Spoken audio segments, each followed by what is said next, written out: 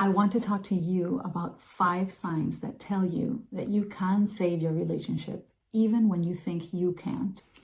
When we struggle in any relationship, we stop seeing what's there, what we still have, and we obsess about what's missing, about what we've lost.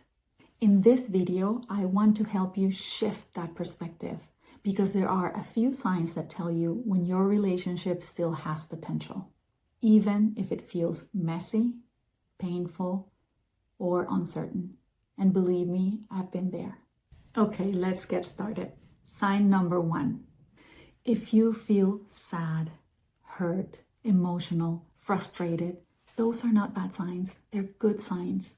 A lot of people think if this relationship was healthy, it would not hurt so much. But actually, these emotions mean that the bond is still alive. It means that your nervous system registers this person as important. The disconnection that you feel hurts because it matters. You don't need to be calm to heal your relationship. You need to stay emotionally present instead of shutting down. Sign number 2. Same conflicts keep coming up. If you keep fighting about the same things over and over again, it does not mean that you are incompatible. It means that there's something that hasn't been felt yet, or something doesn't feel safe yet. Our nervous system repeats what hasn't been resolved. And usually, the issues that are very important are not about what's on a surface level. They are about an unmet need that's actually underneath. So think of this way. Instead of asking, why do we keep fighting about this? Ask yourself, what's trying to be expressed here that's underneath the surface? Sign number 3. There's still self-reflection.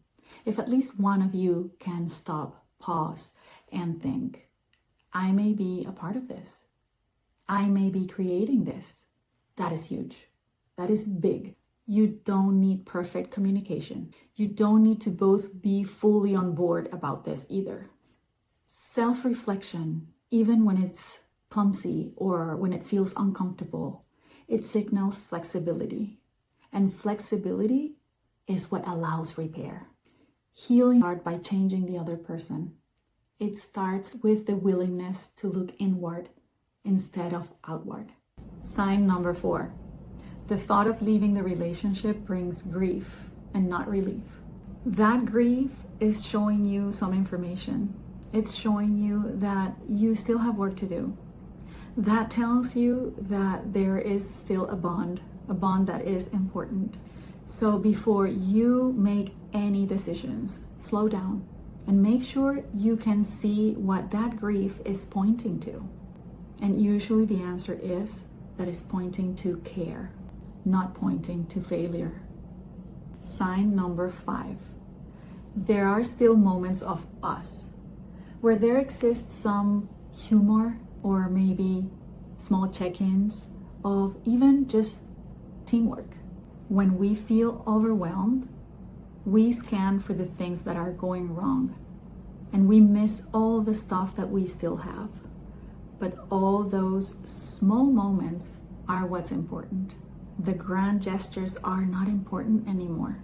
Look for those small moments. They are proof that the connection has not disappeared. It has just been buried underneath the stress, underneath the unmet needs, and underneath fear. Healing does not need a dramatic change. It starts by noticing and protecting what's already there. When relationships struggle, we usually judge them by what they're missing. But if we have any of these 5 signs, or maybe you have all of them, it may mean that your relationship is not broken. It may just be overwhelmed. Awareness comes before repair. And slowing down may be the bravest move that you can make. If this video resonated, I want you to watch my video on how to tell when you are not being authentic. Because sometimes what blocks healing a relationship is not the other person. It's the ways that we unconsciously protect ourselves and then call that being authentic.